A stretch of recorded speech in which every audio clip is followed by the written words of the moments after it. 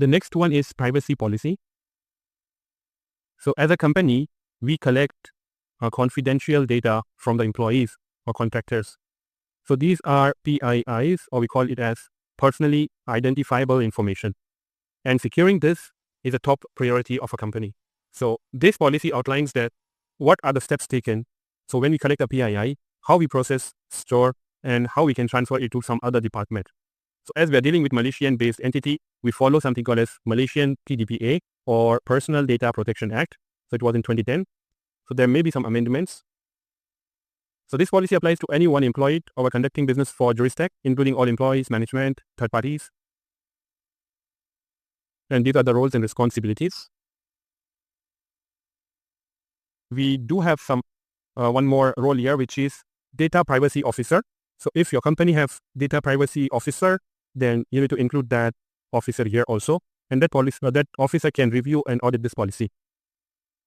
Scope. So this applies to all departments, employees, contractors, and third-party providers.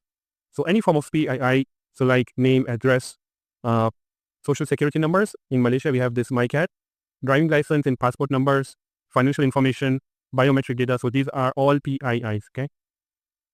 Now collection of PII. So it should be collected with the consent of individual. So we need to inform that user that we are collecting this data for this purpose.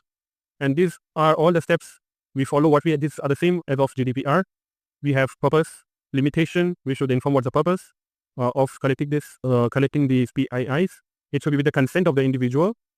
We should collect as minimal data as possible and what is required. It should be securely stored. And notice individuals shall be notified about the PII that are collected. Also, if they ask for deletion, once they leave the company, then as for the policies or the company requirements, we may have to delete it.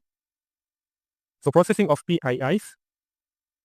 So the first control is access control. Only authorized person can access PIIs. Example could be HR department employee. HR department employee can access person resume. Under that, they have all the PIIs available, like person name, contact number, address. It should not be disclosed to any other department until and unless required.